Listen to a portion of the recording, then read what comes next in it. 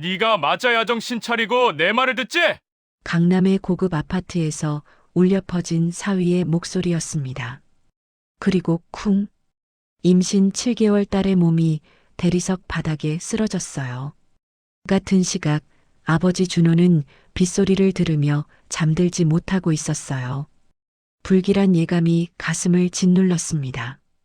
그때 현관문 앞에서 희미한 신음소리가 들렸어요. 준호가 문을 열자 그의 세상이 멈췄습니다. 임신 7개월의 딸이 피투성이로 쓰러져 있었어요. 얼굴은 멍으로 뒤덮였고 입술은 터져 있었죠. 병원 의사는 말했습니다. 갈비뼈에 금이 갔습니다. 그리고 이건 오래된 골절 흔적들이에요. 상습 폭행입니다. 최소 6개월 이상. 6개월. 결혼한 지 꼭 6개월이었어요. 준호는 깨달았습니다. 딸의 지옥이 신혼 첫날부터 시작됐다는 것을. 장도연, 세양그룹 재벌 2세. 언론이 칭송하고 세상이 부러워하는 남자였죠.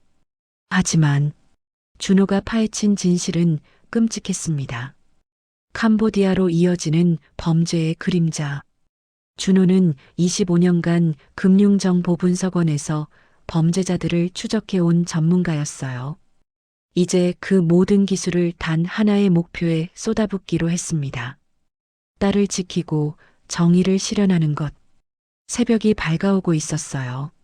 세양그룹에게는 끝없는 어둠이 시작되는 순간이었죠. 사연 시작 전 좋아요와 구독 버튼을 눌러주시면 여러분에게 큰 행운이 찾아갈 거예요. 그럼 지금 사연 시작합니다. 밤 11시가 넘은 시각, 빗소리가 창문을 두드리고 있었습니다. 서준호는 거실 소파에 앉아 창밖을 바라보고 있었어요. 잠이 오지 않았습니다. 아니, 정확히는 잠들 수가 없었죠. 며칠 전부터 가슴 한편이 답답했어요. 이유를 알 수 없는 불안감이 그를 짓눌렀습니다. 딸 민서에게 전화를 걸어볼까 하다가도 밤늦은 시간에 신혼집에 전화하는 게 실례일 것 같아 참았어요. 하지만 마음은 계속 불편했습니다. 준호는 핸드폰을 들었다 놓기를 반복했어요. 민서는 결혼한 지 6개월, 이제 7개월째 임신 중이었습니다. 예쁜 며느리를 맞았다며 좋아하던 재벌집 시댁 식구들이 떠올랐죠. 하지만 왠지 모르게 마음이 편치 않았습니다. 괜한 걱정인가. 준호는 스스로에게 중얼거렸어요. 하지만 이 불길한 느낌은 쉽게 가시지 않았습니다. 평생을 금융정보분석원에서 일하며 직감을 믿고 살아온 그였죠. 그리고 그의 직감은 거의 틀린 적이 없었습니다. 빗소리가 점점 거세졌어요. 천둥 소리가 멀리서 들려왔습니다. 준호는 소파에서 일어나 창가로 갔어요. 어두운 밤하늘에서 번개가 번쩍였죠. 바로 그때였습니다. 현관문 앞에서 무언가 쓰러지는 소리가 들렸어요. 둔탁하고 무거운 소리였습니다. 준호의 심장이 쿵 내려앉았어요. 그는 급히 현관으로 달려갔습니다. 문을 열자마자 준호의 숨이 멎었습니다. 민서가 바닥에 쓰러져 있었어요. 아니, 쓰러졌다기보다는 기어서 문 앞까지 온 것 같았습니다. 그녀의 얼굴은 피로 범벅이었어요. 왼쪽 눈 주변이 시퍼렇게 멍들어 있었고 입술은 터져서 피가 흐르고 있었습니다. 임신으로 불러온 배를 감싸 쥔 그녀의 손에도 피가 묻어 있었죠. 민서야.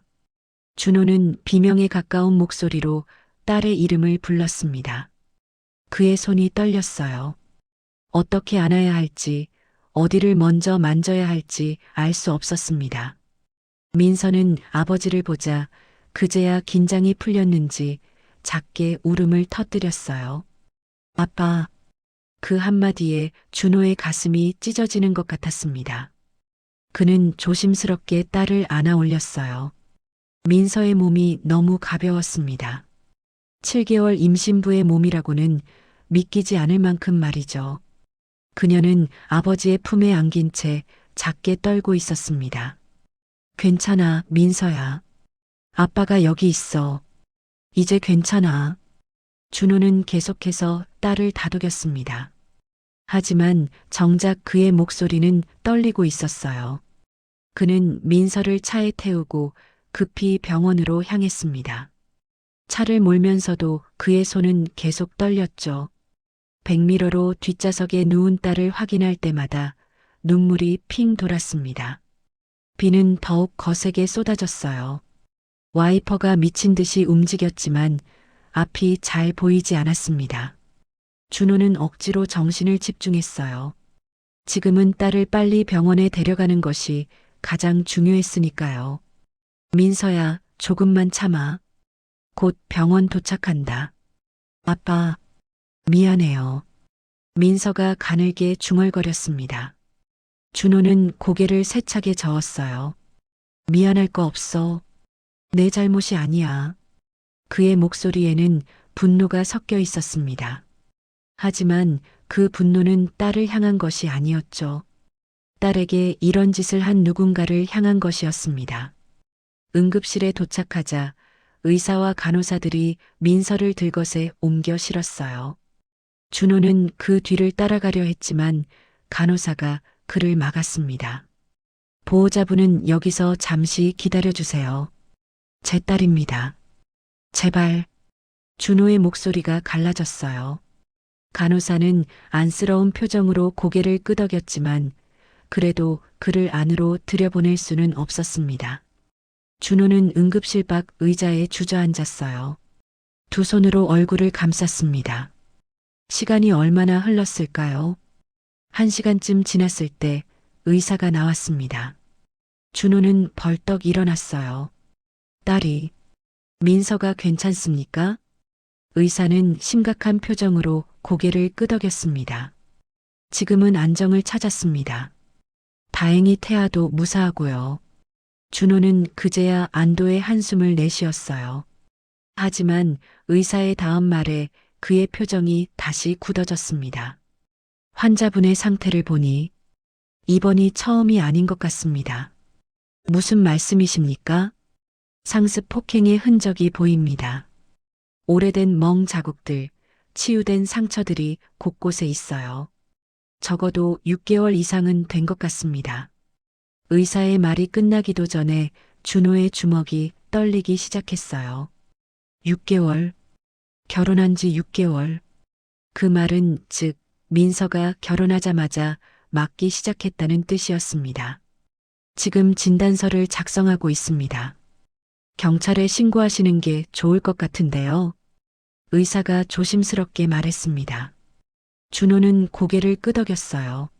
하지만 그의 머릿속은 이미 다른 생각들로 가득 차 있었습니다. 잠시 후 준호는 병실로 들어갔어요.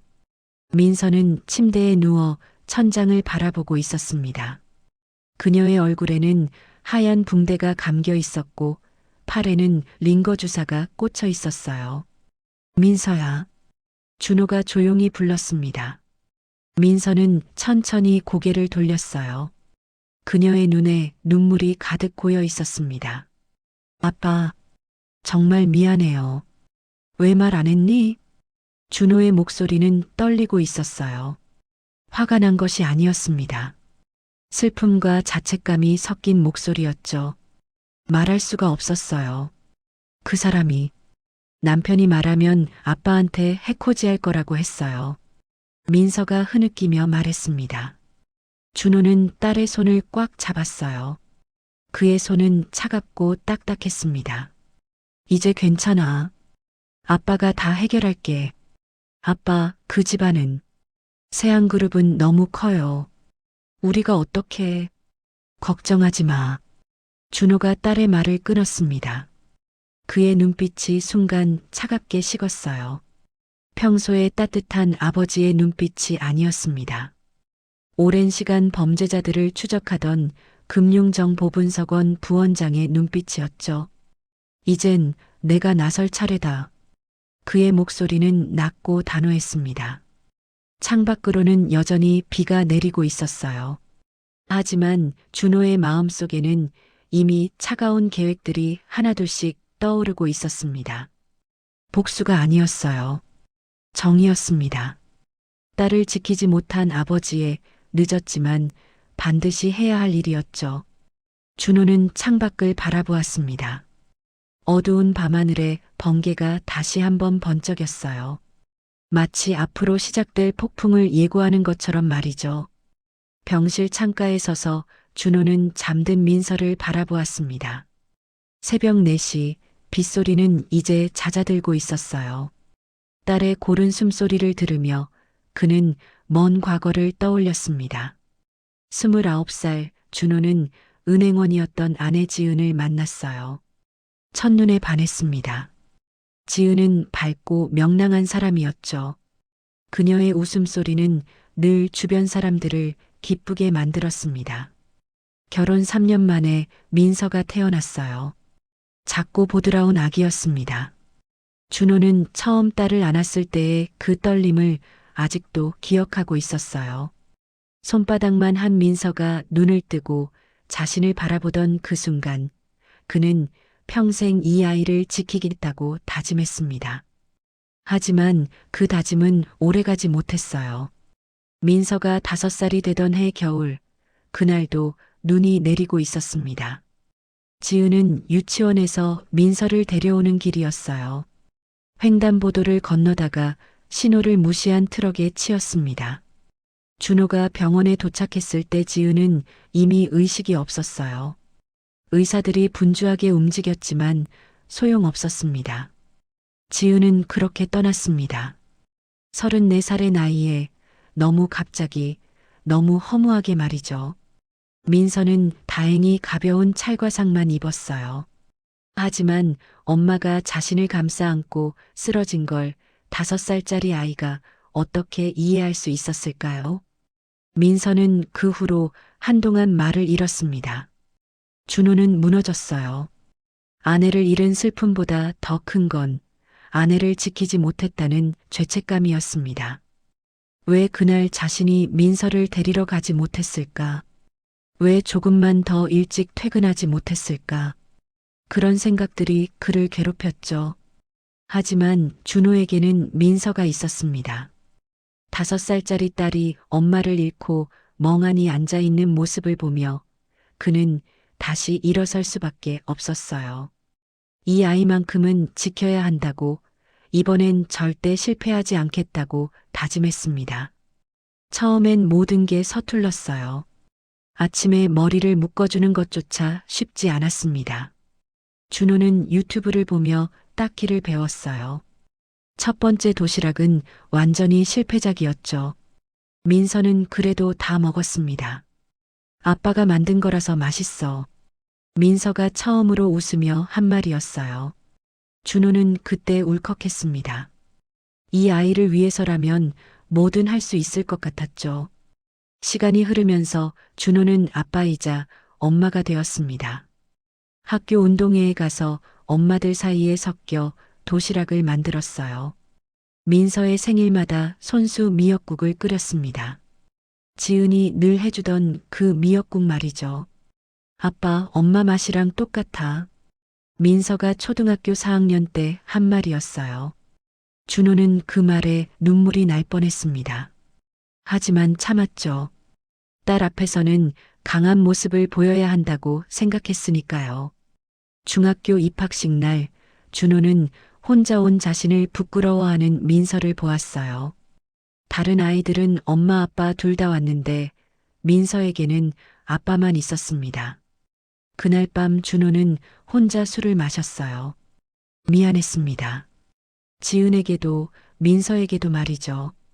고등학교 때는 더 힘들었어요. 사춘기가 온 민서는 자주 짜증을 냈습니다. 아빠가 이해 못할 거라며 방문을 닫아버리곤 했죠. 준호는 그럴 때마다 문 앞에 서서 한숨을 쉬었어요. 지은아, 내가 제대로 하고 있는 걸까? 그는 가끔 아내에게 말을 걸곤 했습니다. 대답은 없었지만 그래도 위로가 되었어요.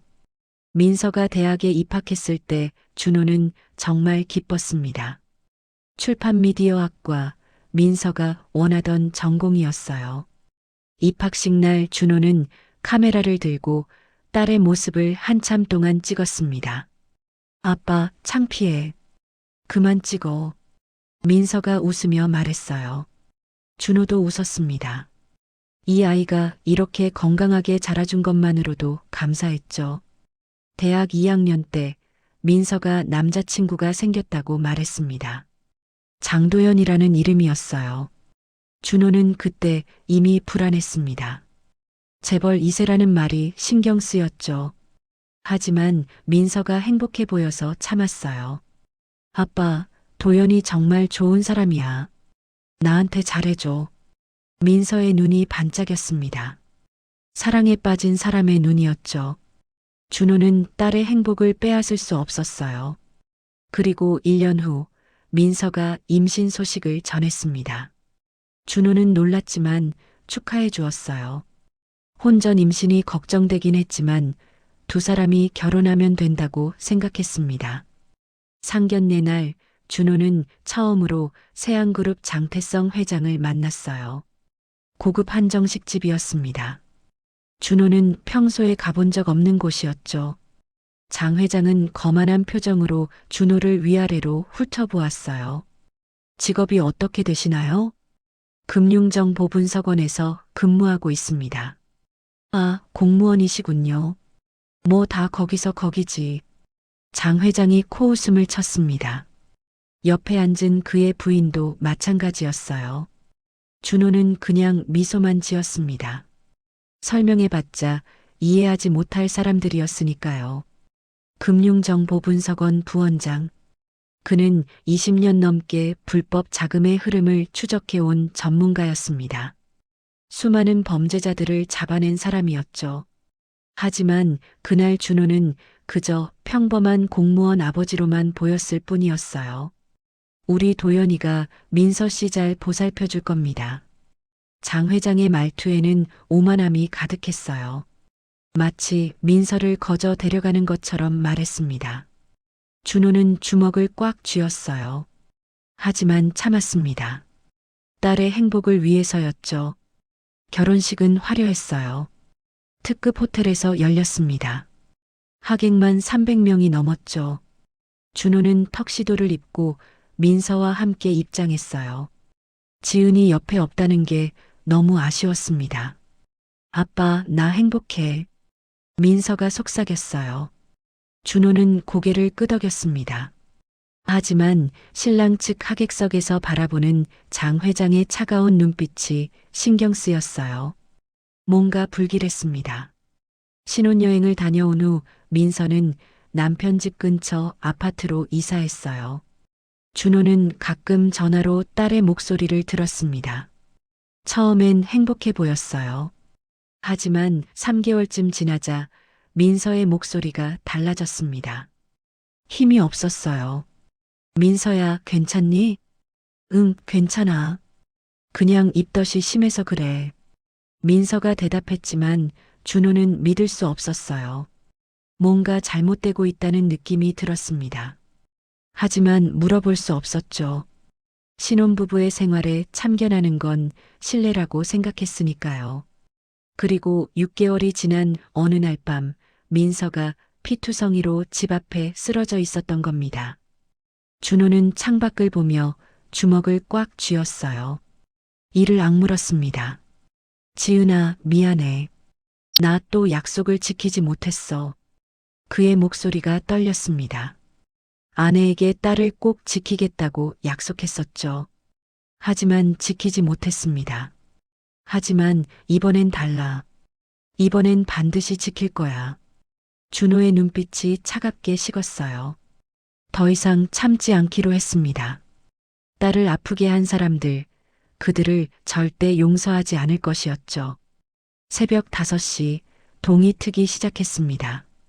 준호는 핸드폰을 꺼냈어요. 오랜만에 연락할 사람들이 있었습니다. 함께 일했던 동료들, 검사, 기자, 세무 공무원들 말이죠. 이제 싸움이 시작될 것이었습니다. 조용하지만 치명적인 싸움이 말이에요. 민서가 장도연을 처음 만난 건 대학교 2학년 가을이었습니다. 출판사 인턴십 면접을 보러 갔다가 우연히 마주쳤어요. 도연은 그 출판사의 투자자였습니다. 죄송합니다. 민서가 서류 뭉치를 떨어뜨렸을 때 도연이 주워주었어요. 그의 미소가 밝았습니다. 민서는 순간 가슴이 두근거렸죠. 괜찮아요. 면접 보러 오셨어요? 네, 그런데 너무 긴장돼서. 잘하실 거예요. 화이팅! 도연의 격려에 민서는 용기를 얻었어요.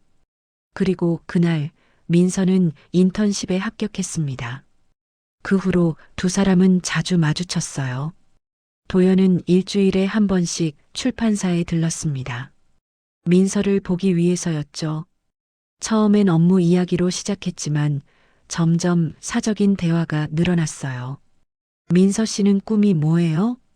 좋은 책을 만드는 편집자가 되고 싶어요. 아빠가 어렸을 때부터 책을 많이 읽어주셨거든요. 민서의 눈이 반짝였습니다. 도연은 그런 민서가 좋았어요. 순수하고 열정적인 모습이 매력적이었죠. 석 달 후 도연이 고백했습니다. 한강공원에서였어요. 민서 씨, 나랑 사귀어 줄래요? 민서는 놀랐습니다. 재벌 2세인 그가 자신 같은 평범한 사람을 좋아한다는 게 믿기지 않았어요. 저는 그냥 평범한 사람인데요. 그게 좋아요. 민서 씨는 진짜예요. 가식이 없어요. 도연의 말에 민서는 마음이 흔들렸습니다. 그래서 대답했죠. 좋아요. 사귄 지 6개월쯤 됐을 때 민서는 도연을 아버지에게 소개했어요. 준호는 식당에서 도연을 만났습니다. 안녕하세요, 장도연입니다. 도연은 정중하게 인사했어요. 준호는 그의 눈을 똑바로 쳐다봤습니다. 뭔가 불편한 느낌이 들었어요. 너무 완벽해 보였습니다. 준호는 오랜 직장 생활로 사람을 보는 눈이 있었죠. 우리 딸 잘 부탁합니다. 네, 아버님. 민서를 정말 아껴요. 도연의 말투는 공손했습니다. 하지만 준호는 왠지 마음이 놓이지 않았어요. 그래도 딸이 행복해 보여서 아무 말도 하지 않았습니다. 4학년이 되던 해봄 민서가 임신 사실을 알게 됐어요. 그녀는 겁이 났습니다. 도연에게 말하기가 두려웠죠. 도연 씨, 나 임신한 것 같아. 민서가 떨리는 목소리로 말했습니다. 도연은 잠시 멍한 표정을 지었어요. 하지만 곧 웃으며 말했죠. 괜찮아. 우리 결혼하면 되잖아. 민서는 안도했습니다. 하지만 도연의 부모님 반응이 걱정됐어요. 일주일 후 도연은 부모님께 임신 소식을 전했습니다. 장태성 회장과 부인은 처음엔 화를 냈어요. 이게 무슨 짓이야? 혼전 임신이라니. 장 회장의 목소리가 차갑게 식었습니다. 옆에서 부인도 인상을 찌푸렸죠. 어머니, 죄송합니다. 제가 책임지겠습니다. 도연이 고개를 숙였어요. 장 회장은 한참을 생각하더니 말했습니다. 좋아. 결혼은 시켜주지. 하지만 조용히 해. 언론에 알려지면 안 돼. 네, 아버지. 결혼은 허락됐지만 민서는 기쁘지 않았어요. 사랑해서 결혼하는 게 아니라 어쩔 수 없이 하는 것 같았으니까요. 상견례 날 민서는 처음으로 시댁 식구들을 만났습니다. 강남의 고급 한정식집이었어요. 민서는 긴장한 채로 준호와 함께 들어갔습니다. 장 회장 부부는 이미 앉아 있었어요. 두 사람 모두 고급 옷을 입고 있었습니다. 민서는 자신이 입은 원피스가 초라하게 느껴졌죠. 안녕하세요, 서민서입니다. 민서가 공손하게 인사했습니다. 시어머니가 위아래로 민서를 훑어봤어요. 그 시선이 불편했습니다. 앉으세요. 시어머니의 목소리는 차가웠어요. 민서는 준호 옆에 앉았습니다.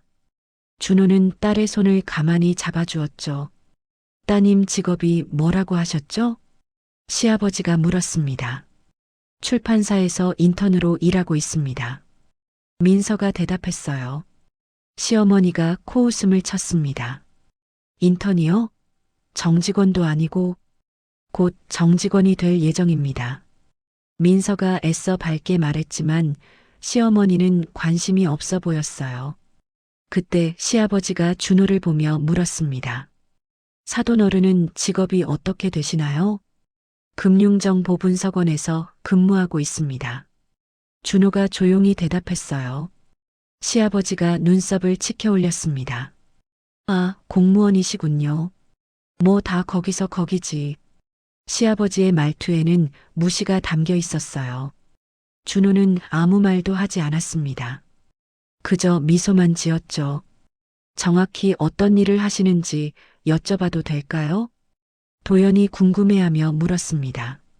하지만 시아버지가 손을 저었어요. 그런 건 중요하지 않아. 어차피 공무원이면 다 비슷하잖아. 시아버지는 더 이상 준호에게 관심을 보이지 않았어요. 민서는 그런 모습에 화가 났습니다. 아버지를 무시하는 게 참을 수 없었죠. 아버님께서는 정말 대단한 일을. 민서가 말하려 했지만 준호가 그녀의 손을 꽉 잡았어요.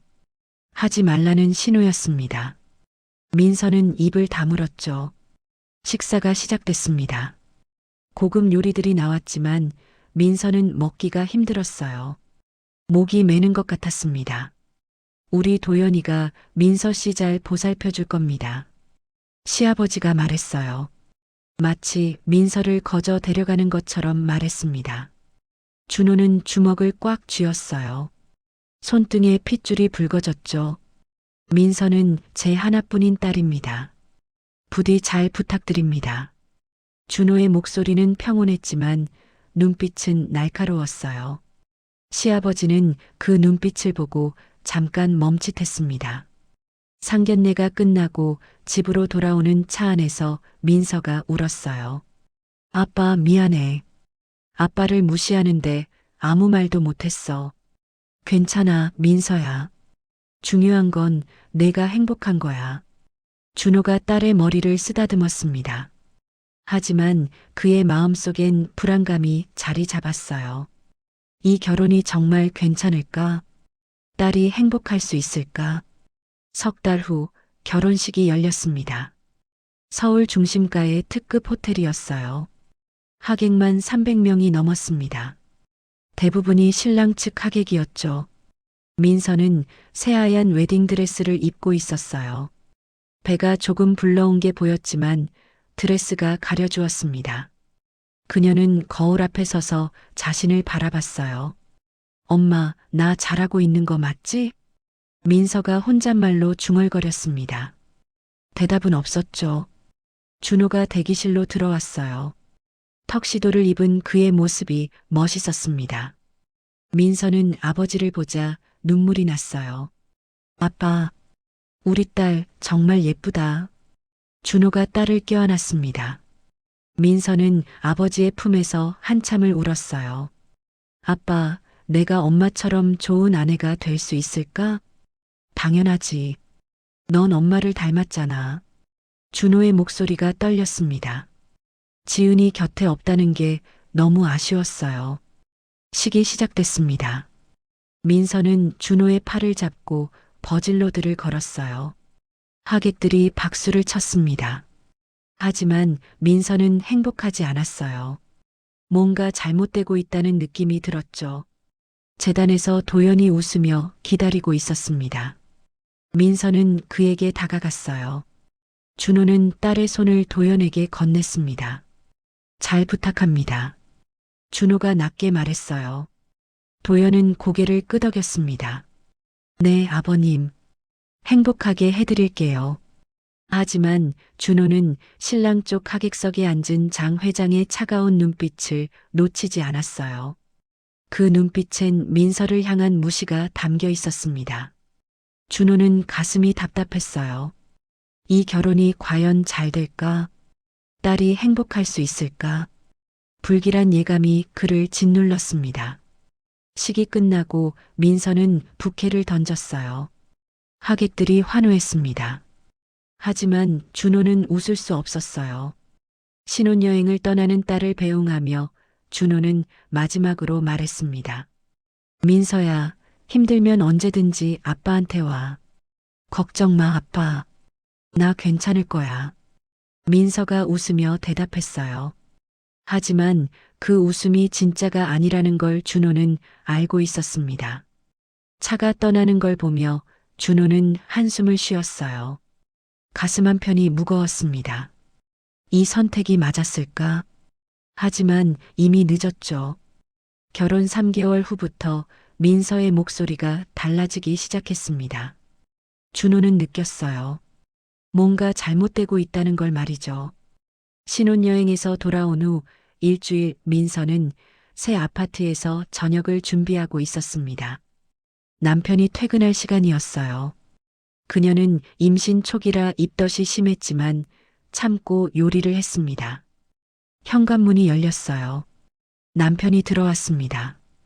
민서는 웃으며 맞이했죠. 여보 왔어? 저녁 거의 다 됐어. 하지만 남편의 표정이 어두웠어요. 회사에서 무슨 일이 있었는지 인상을 찌푸리고 있었습니다. 뭐해? 남편의 목소리가 차갑게 식어 있었어요. 민서는 당황했습니다. 저녁 준비 중이야. 좀 있으면. 내가 이런 거 먹으라고 결혼한 줄 아나? 남편이 식탁을 보며 비웃었어요. 민서가 정성껏 만든 된장찌개와 생선구이였습니다. 미안해. 입덧이 심해서 많이 못 만들었어. 다음엔 더. 다음은 없어. 앞으로 집에서 밥 안 먹을 거니까. 남편이 방으로 들어가 버렸어요. 민서는 식탁 앞에 멍하니 앉아 있었습니다. 눈물이 났죠. 하지만 참았어요. 남편이 힘든 날일 거라고 생각했습니다. 그날 밤 민서는 혼자 저녁을 먹었어요. 목이 메는 것 같았습니다. 일주일 후 민서는 친정에 다녀오겠다고 말했습니다. 아버지가 보고 싶었어요. 어디가? 남편이 물었습니다. 친정에 잠깐 다녀올게. 아빠가 보고 싶대. 안 돼. 남편의 대답이 단호했어요. 민서는 놀랐습니다. 왜? 잠깐만 갔다 올게. 내가 안 된다면 안 되는 거야. 이제 넌 장도연의 아내야. 친정은 잊어. 민서는 할 말을 잃었어요. 결혼하면 친정도 못 가는 건가요? 이해할 수 없었습니다. 하지만은 무슨. 듣기 싫으니까 방에 들어가 있어. 남편이 소리쳤습니다. 민서는 겁이 났어요. 처음 보는 남편의 모습이었죠. 그녀는 조용히 방으로 들어갔습니다. 그날 밤 민서는 혼자 울었어요. 핸드폰으로 아버지에게 전화하고 싶었지만 참았습니다. 걱정시키고 싶지 않았으니까요. 결혼 2개월째 첫 번째 폭력이 시작됐습니다. 저녁에 시어머니가 갑자기 방문했어요. 민서는 당황했습니다. 미리 연락도 없었죠. 어머님, 어서 오세요. 민서가 급히 맞이했습니다. 하지만 집안이 조금 어질러져 있었어요. 아침에 입덧 때문에 정리를 못했거든요. 이게 무슨 꼴이야? 시어머니의 목소리가 차가웠어요. 민서는 고개를 숙였습니다. 죄송합니다. 오늘 몸이 안 좋아서. 임신했다고 집안일도 제대로 못해? 우리 도연이 뭐 먹고 사나? 시어머니가 냉장고를 열어봤어요. 반찬이 별로 없었습니다. 이런 걸로 남편 챙기는 거야? 정말 실망스럽네. 시어머니가 한숨을 쉬며 나갔어요. 민서는 그 자리에 주저앉아 울었습니다. 그날 밤 남편이 화를 냈어요. 어머니한테 뭐라고 들었어? 집안이 엉망이었다며? 미안해. 오늘 입덧이 너무 심해서. 변명 그만해. 남편이 소파 쿠션을 집어 던졌습니다. 민서의 옆을 스쳐 지나갔어요. 민서는 움찔했죠. 다음엔 없어. 알았지? 남편의 눈빛이 무섭게 변해 있었어요.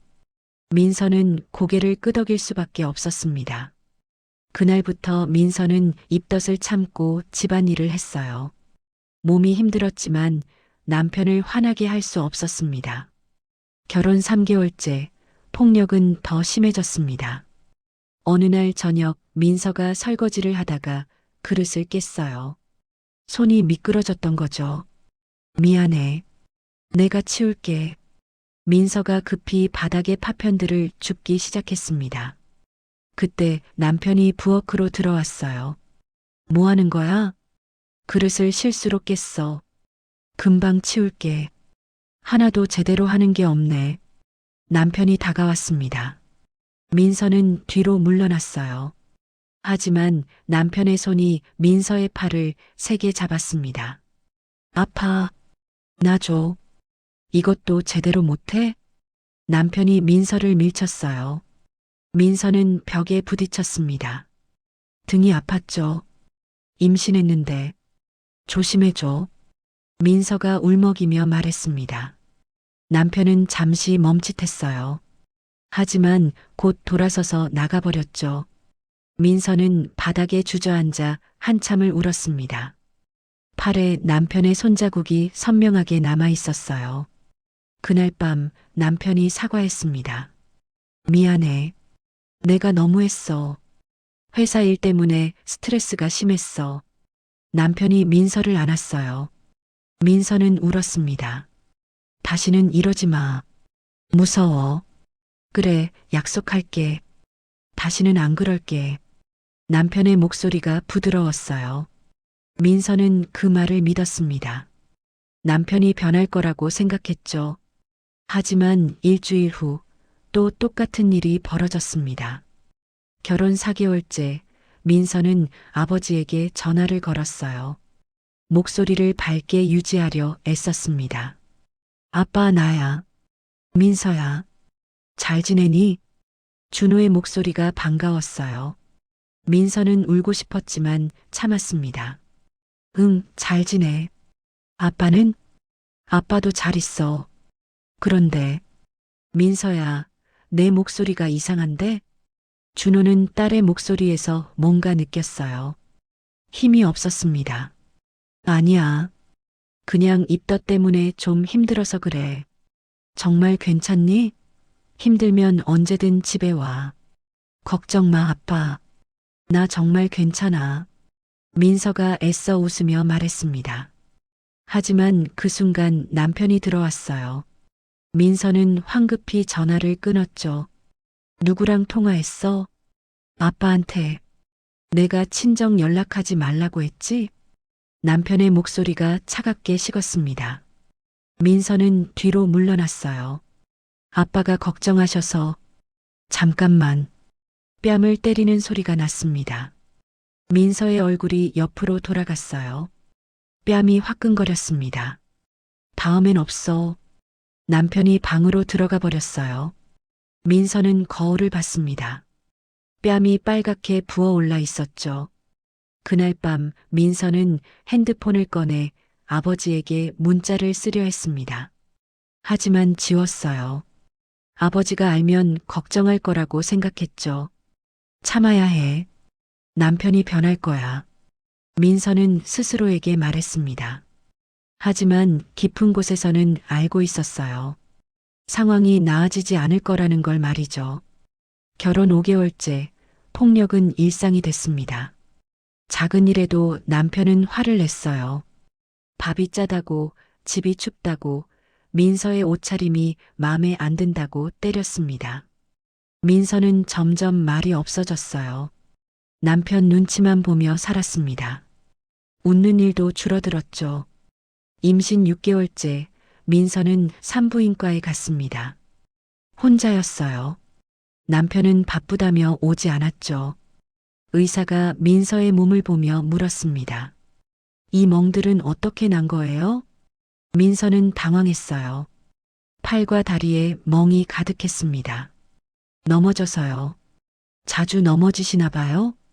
의사의 눈빛이 의심스러웠어요. 민서는 고개를 돌렸습니다. 조심하세요. 임신 중이니까요. 의사가 조용히 말했습니다. 민서는 고개를 끄덕였어요. 진료실을 나오며 민서는 울었습니다. 복도 구석에 숨어서 소리 없이 울었죠. 어떻게 해야 하지? 민서는 아직 답을 찾지 못했어요. 아이 때문에 참아야 한다고 생각했습니다. 결혼 6개월째 그날 밤이 왔습니다. 남편이 술을 마시고 들어왔어요. 발걸음이 비틀거렸습니다. 저녁은? 준비해뒀어. 데울게. 민서가 부엌으로 갔습니다. 하지만 남편이 뒤따라왔어요. 이게 뭐야? 이런 걸 먹으라고? 남편이 식탁을 엎었습니다. 그릇들이 바닥에 떨어져 깨졌어요. 민서는 비명을 질렀죠. 그만해. 제발. 시끄러워. 남편이 민서를 밀쳤습니다. 민서는 소파에 부딪혀 쓰러졌어요. 배를 감싸쥐었습니다. 아기가. 남편은 신경 쓰지 않았어요. 방으로 들어가 문을 쾅 닫았습니다. 민서는 바닥에 앉아 배를 만졌어요. 다행히 아기는 괜찮은 것 같았습니다. 하지만 민서는 더 이상 참을 수 없었어요. 새벽 2시 민서는 조용히 집을 나왔습니다. 비가 내리고 있었어요. 그녀는 택시를 잡으려 했지만 잘 잡히지 않았습니다. 결국 걸어서 아버지 집으로 향했어요. 1시간이 넘게 걸렸습니다. 비를 맞으며 걷는 동안 민서는 계속 울었죠. 아버지 집 문 앞에 도착했을 때 민서는 더 이상 걸을 수 없었습니다. 그녀는 그 자리에 주저앉았어요. 아빠, 민서가 작게 불렀습니다. 그리고 의식을 잃었죠. 병원에서 이틀을 보낸 후 민서는 퇴원했습니다. 준호는 딸을 자신의 집으로 데려왔어요. 민서의 방은 결혼 전 모습 그대로 남아 있었습니다. 여기서 지내. 당분간은 말이야. 준호가 말했어요. 민서는 고개를 끄덕였습니다. 남편 집으로 돌아갈 생각을 하니 온몸이 떨렸죠. 그날 밤 준호는 서재에 앉아 생각에 잠겼습니다. 감정에 휘둘리면 안 됐어요. 이성적으로 움직여야 했습니다. 그는 오랜 시간 금융정보분석원에서 일했어요. 25년간 불법 자금의 흐름을 추적했습니다. 범죄자들이 어떻게 돈을 숨기는지, 어떻게 세탁하는지 너무나 잘 알고 있었죠. 감정이 아니라 이성으로. 준호는 스스로에게 다짐했습니다. 복수가 아니었어요. 정의였습니다. 그는 노트북을 켰어요. 먼저 세안그룹에 대해 조사하기 시작했습니다. 세안그룹은 건설업으로 시작한 중견 기업이었어요. 장태성 회장이 30년 전에 설립했습니다. 현재는 건설, 부동산, 금융 등 여러 분야에 손을 뻗치고 있었죠. 준호는 회사의 재무제표를 찾아봤어요. 공개된 자료들을 꼼꼼히 살펴봤습니다. 수치들이 눈에 들어왔죠. 이상하네. 준호가 중얼거렸습니다.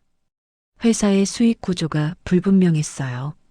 특히 해외 자회사들의 매출이 의심스러웠습니다. 그는 메모를 시작했어요. 의심스러운 항목들을 하나씩 적어 내려갔습니다. 다음 날 아침 준호는 오랜 동료에게 전화를 걸었습니다. 김철수, 현재 금융정보분석원 조사관으로 일하는 후배였어요. 형님, 오랜만입니다. 철수야, 미안한데 부탁 하나만 들어줄 수 있겠니? 말씀하세요. 세안그룹이라고 들어봤니? 전화기 너머로 잠시 침묵이 흘렀어요. 철수가 조심스럽게 말했습니다. 들어봤습니다. 그런데 왜 그 회사를? 개인적인 일이야. 혹시 그 회사 자금 흐름에 이상한 점 없었니?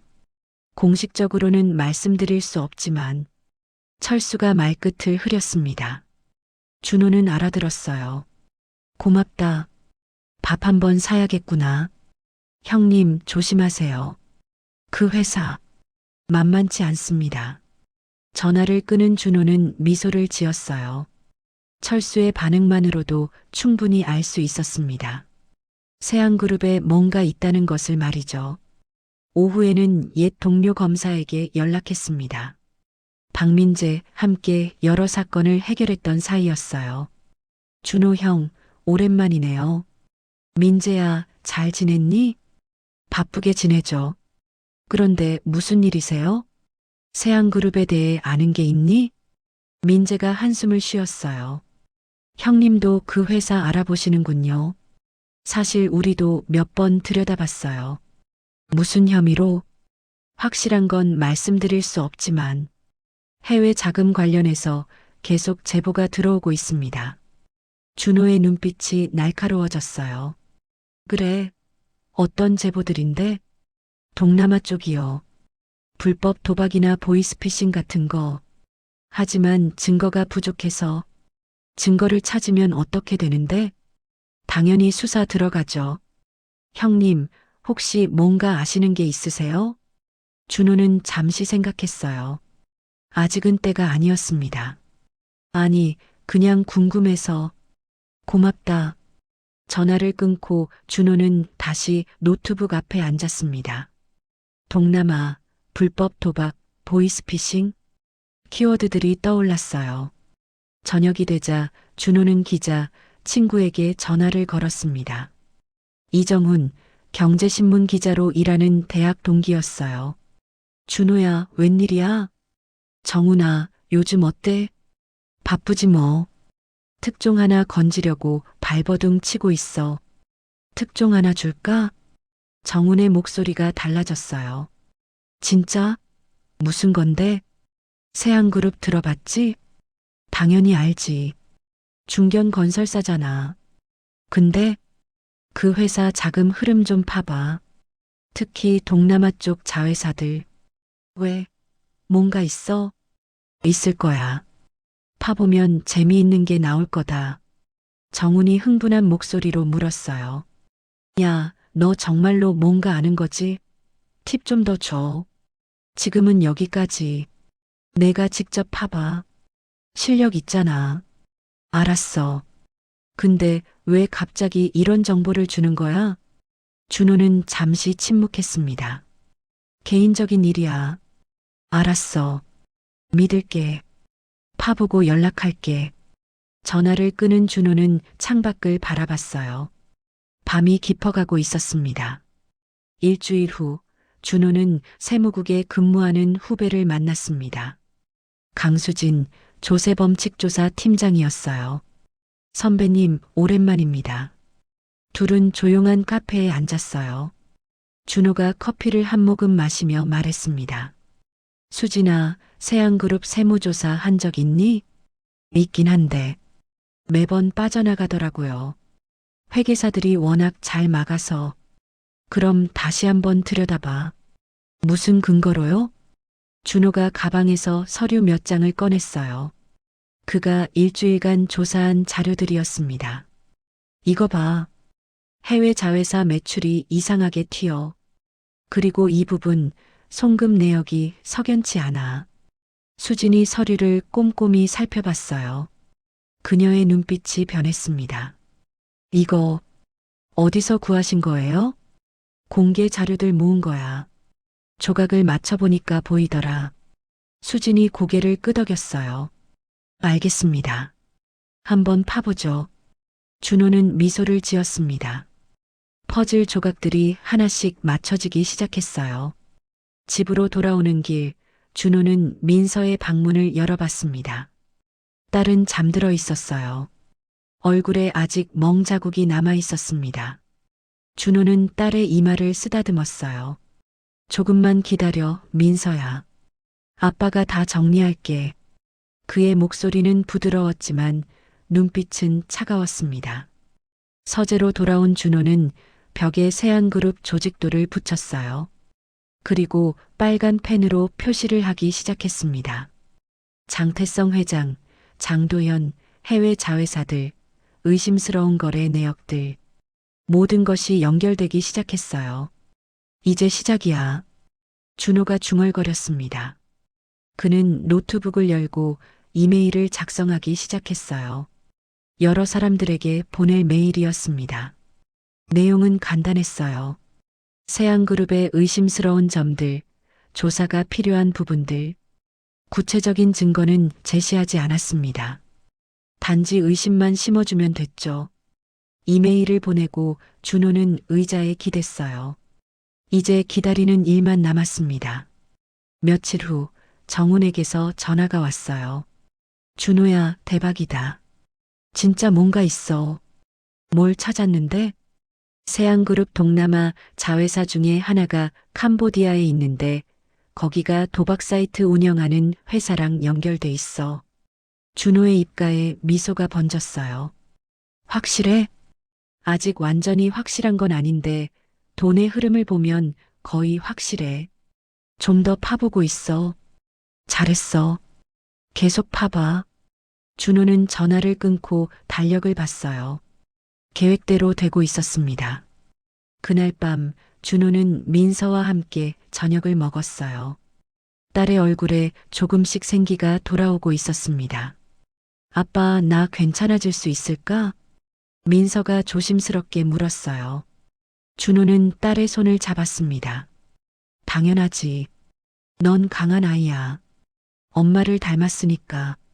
그 사람들, 나한테 보복하지 않을까? 준호의 눈빛이 차갑게 식었어요.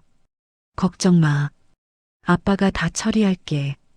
그 사람들은 곧 너에 대해 신경 쓸 여유가 없을 거야. 민서는 아버지의 눈빛에서 뭔가를 느꼈습니다. 두려움 같은 건 말이죠. 하지만 그건 자신을 향한 게 아니었어요. 다른 누군가를 향한 것이었습니다. 아빠, 위험한 일 하지 마. 위험한 게 아니야. 그냥 정의를 실현하는 거지. 준호가 미소 지으며 말했습니다. 하지만 그 미소는 예전처럼 따뜻하지 않았어요. 자정이 넘은 시각, 준호는 서재에서 마지막 점검을 했습니다. 모든 퍼즐 조각들이 제자리를 찾아가고 있었어요. 검사, 기자, 세무공무원, 금융조사관. 모두가 움직이기 시작했습니다. 준호는 직접 나서지 않았어요. 단지 방향만 제시했을 뿐이었죠. 세안그룹, 곧 무너질 거야. 준호가 조용히 말했습니다. 그의 눈빛엔 확신이 담겨 있었어요. 2주일이 지난 어느 밤, 준호의 핸드폰이 울렸습니다. 모르는 번호였어요. 국제전화였습니다. 여보세요? 준호가 조심스럽게 받았어요. 전화기 너머로 여자의 목소리가 들려왔습니다. 떨리는 목소리였죠. 서준호 씨이신가요? 네, 그런데 누구시죠? 저는 린이라고 해요. 가명입니다. 세안그룹에 대해 조사하신다고 들었어요. 준호는 긴장했습니다. 누가 자신의 움직임을 알고 있는 거죠? 어떻게 그걸 아십니까? 설명하기 복잡해요. 일단 제 말을 들어주세요. 시간이 없어요. 린의 목소리에는 절박함이 담겨 있었어요. 준호는 잠시 생각하다 말했습니다. 좋습니다. 말씀해 보세요. 저는 6개월 전까지 캄보디아에 있었어요. 도박 콜센터에서 일했습니다. 준호의 눈빛이 날카로워졌어요. 캄보디아, 도박 콜센터. 그가 의심하던 바로 그것이었습니다. 계속하세요. 거기는 사실 불법 도박 사이트를 운영하는 곳이었어요. 한국 사람들을 상대로 사기를 치는 거죠. 보이스피싱도 했고요. 린이 숨을 크게 들이쉬었어요. 말하기 힘든 것 같았습니다. 그런데 그곳의 진짜 주인이 누군지 아세요? 세안그룹이에요. 정확히는 장도연 씨가 운영하는 거예요. 준호의 주먹이 떨렸습니다. 사위가 그런 일을 하고 있었다니. 확실합니까? 네. 저는 회계 업무를 봤어요. 돈이 어디서 오고 어디로 가는지 다 봤습니다. 매달 수십억 원씩 한국으로 들어왔어요. 증거가 있습니까? 있어요. 제가 탈출할 때 파일을 복사해 왔어요. 거래 내역, 피해자 명단, 조직도, 자금 세탁 경로.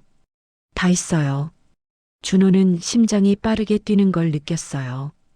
이게 바로 필요했던 증거였습니다. 왜 저한테 이걸 주시려는 겁니까?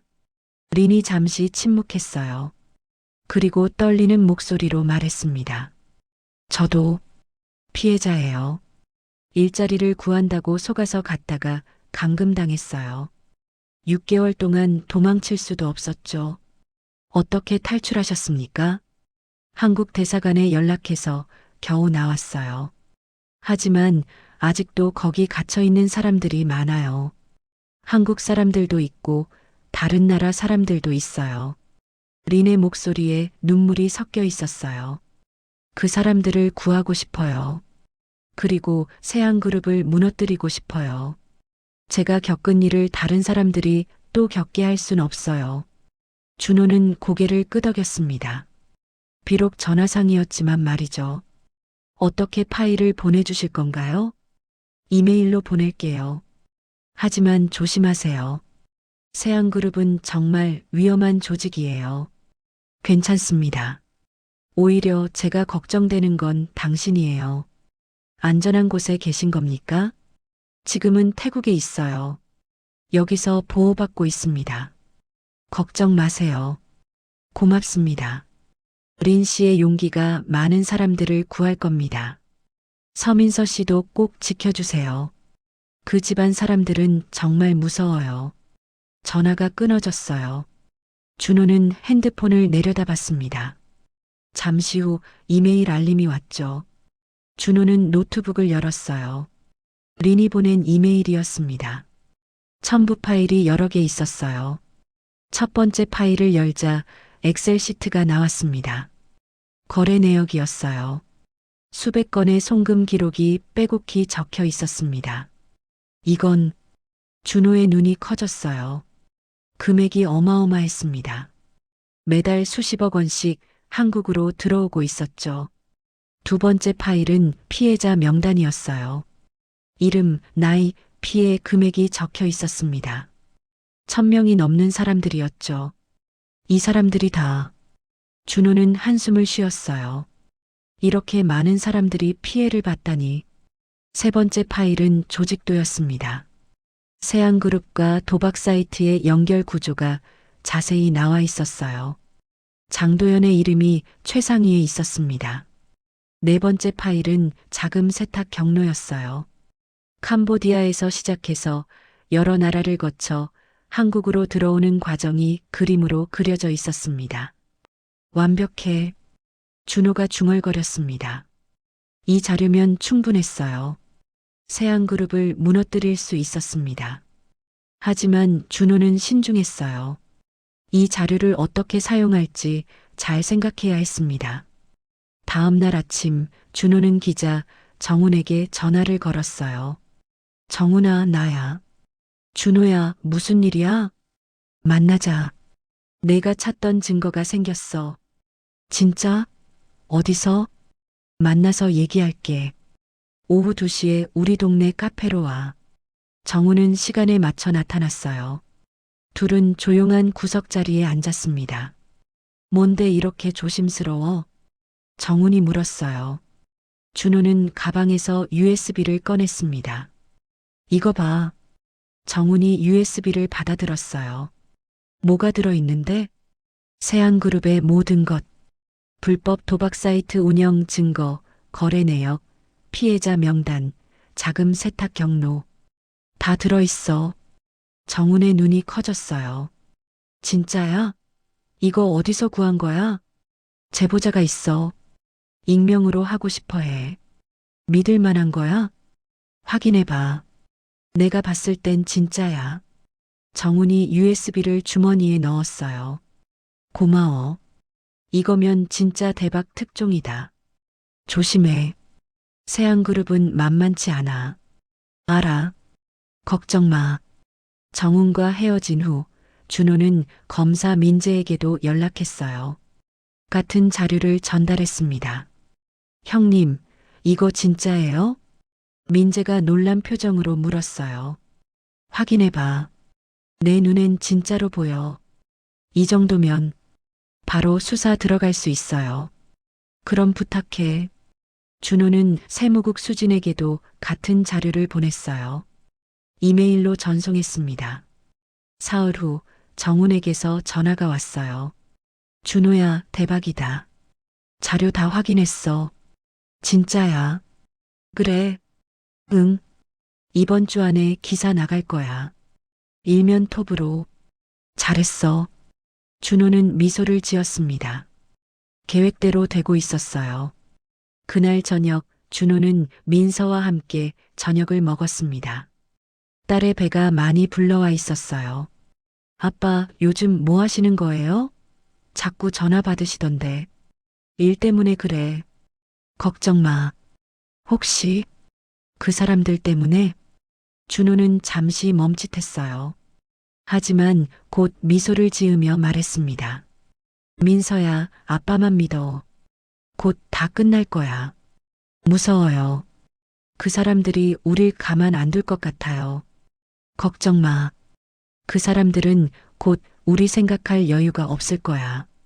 준호의 목소리는 자신감으로 가득했어요. 민서는 아버지를 믿기로 했습니다. 일주일 후 드디어 그날이 왔습니다. 아침 신문 일면에 큰 제목이 떴어요. 세안그룹 불법 도박 사이트 운영 의혹.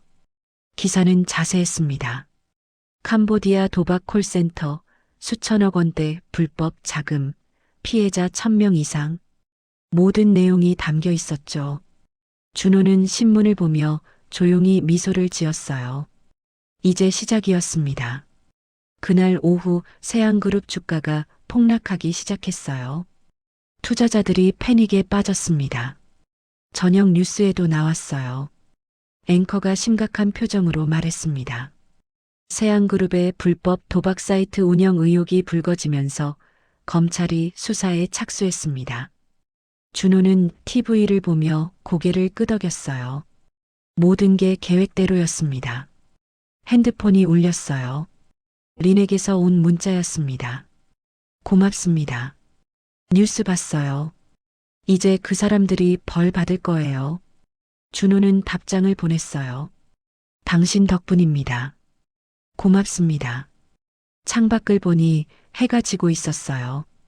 긴 싸움이 시작된 것이었습니다. 하지만 준호는 이길 자신이 있었어요. 정의는 반드시 승리한다. 그는 그걸 믿었으니까요. 기사가 나간 다음 날 세안그룹 본사는 아수라장이 됐습니다. 기자들이 건물 앞에 진을 쳤어요. 카메라 플래시가 끊임없이 터졌죠. 장태성 회장은 비상경영진 회의를 소집했습니다. 회의실 분위기는 차가웠어요.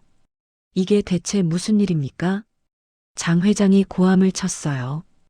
임원들은 고개를 숙였습니다. 회장님, 일단 해명 보도 자료를 내야 할 것 같습니다. 홍보팀장이 조심스럽게 말했어요. 장 회장이 책상을 쳤습니다. 해명이라니. 이건 다 거짓말이야. 누가 이런 걸 흘린 거야? 하지만 아무도 대답하지 못했어요. 사실 모두가 알고 있었습니다. 기사 내용이 사실이라는 걸 말이죠. 그날 오후 세안그룹 주가는 30%나 폭락했습니다. 투자자들이 패닉 셀에 나섰어요. 회사 시가총액이 하루 만에 수천억 원이 증발했죠. 장 회장은 급히 변호사들을 불렀어요. 최고의 법률팀이었습니다. 이거 막을 수 있습니까? 어렵습니다. 증거가 너무 구체적이에요. 게다가 검찰이 이미 움직이고 있습니다. 변호사의 대답에 장 회장의 얼굴이 굳었어요. 한편 준호는 집에서 뉴스를 보고 있었습니다. 모든 방송사가 세안그룹 뉴스를 다루고 있었어요. 세안그룹 불법 도박 사이트 운영 의혹. 피해자 1000명 이상. 검찰 세안그룹 본사 압수수색 준비 중. 세안그룹 주가 폭락. 투자자들 집단 소송 준비. 준호는 조용히 미소를 지었습니다. 계획이 완벽하게 진행되고 있었어요. 민서가 거실로 나왔습니다. 그녀도 뉴스를 봤죠. 아빠, 이거. 응. 시작됐어. 준호가 차분하게 말했어요. 민서는 복잡한 표정을 지었습니다. 그 사람들이 정말 저런 일을 했어요? 증거가 있으니까. 언론이 함부로 보도할 순 없어. 민서는 소파에 앉았어요. 믿기지 않았습니다. 자신이 결혼했던 집안이 범죄 조직이었다니. 이틀 후 검찰이 움직였습니다. 아침 8시 검찰 수사관들이 세안그룹 본사에 들이닥쳤어요. 압수수색 영장을 들고 말이죠. 검찰입니다. 압수수색 영장 집행하겠습니다. 직원들은 당황했어요. 수사관들이 사무실 곳곳을 뒤지기 시작했습니다. 서류를 챙기고 컴퓨터를 압수했죠. 장 회장의 집에도 수사관들이 찾아왔습니다. 강남의 고급 주택이었어요. 뭐 하는 짓입니까? 장 회장이 화를 냈어요. 하지만 수사관들은 개의치 않았습니다. 영장 있습니다. 협조해 주시죠. 그들은 서재를 샅샅이 뒤졌어요. 금고도 열었습니다. 그 안에서 외화 뭉치와 통장들이 나왔죠. 장도연의 집에도 수사가 들어갔습니다. 민서가 살던 아파트였어요. 도연은 변호사에게 전화를 걸었습니다. 지금 집에 검찰이 왔어요. 어떻게 해야 해요? 일단 협조하세요. 함부로 말하지 말고요. 도연의 손이 떨렸어요. 처음 겪는 일이었습니다. 그날 저녁 뉴스는 더욱 충격적이었어요. 검찰, 세안그룹 압수수색, 불법 도박 증거 다수 확보, 장도연, 캄보디아 도박 콜센터 실소유주 의혹, 피해 금액 수천억 원 추정, 추가 피해자 신고 쇄도. 준호는 검사 민재에게 전화를 걸었습니다. 민재야, 수고했어. 형님 덕분입니다. 증거가 워낙 확실해서 영장 받기 쉬웠어요. 다음 단계는 이제 소환조사 들어갑니다. 장도연부터 부를 거예요. 좋아. 잘 부탁해. 준호는 만족스러웠어요. 모든 게 순조로웠습니다. 다음 날 세무국에서도 움직였습니다. 수진이 이끄는 조사팀이 세안그룹 회계 자료를 분석하기 시작했어요. 팀장님, 이거 보세요.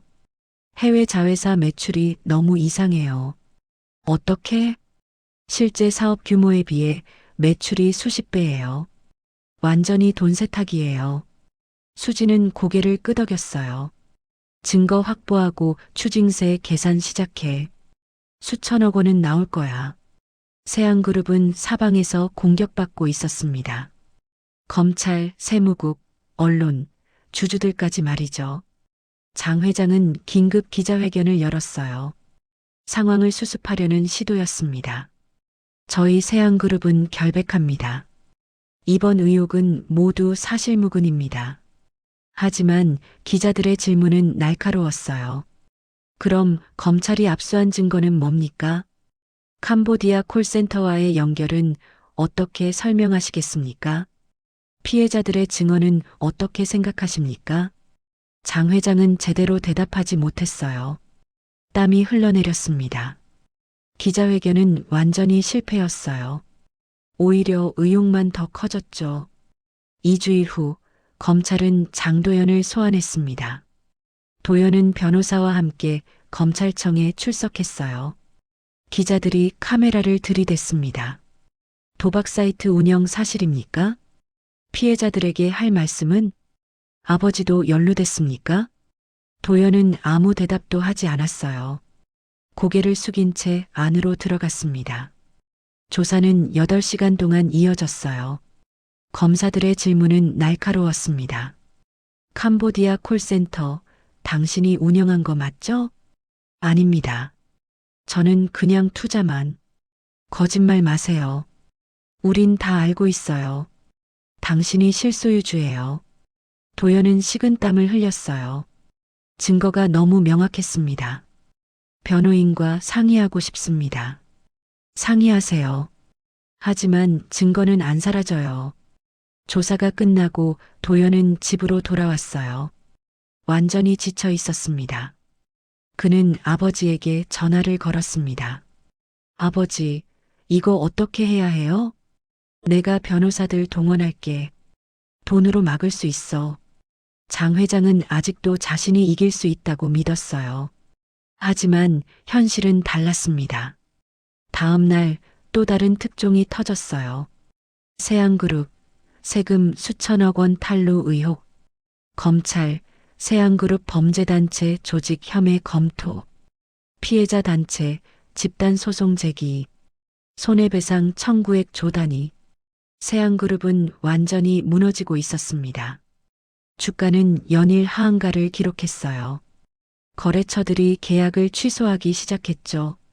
준호는 이 모든 걸 조용히 지켜봤습니다. 서재에 앉아 뉴스를 보며 고개를 끄덕였어요. 민서가 들어왔습니다. 아빠, 이제 그만하면 됐지 않아요? 준호는 딸을 바라봤어요. 아직이야. 제대로 된 처벌을 받아야 해. 하지만, 민서야, 그 사람들이 너한테 한 일 생각해봐. 그리고 수천 명의 다른 피해자들도 있어. 민서는 고개를 끄덕였습니다. 아버지 말이 맞았어요. 이달 말 검찰은 중대 발표를 했습니다.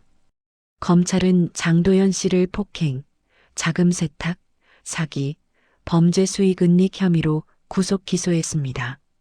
뉴스를 보던 준호는 조용히 눈을 감았어요. 첫 번째 목표를 달성했습니다. 하지만 아직 끝이 아니었어요. 장태성 회장이 남아 있었습니다.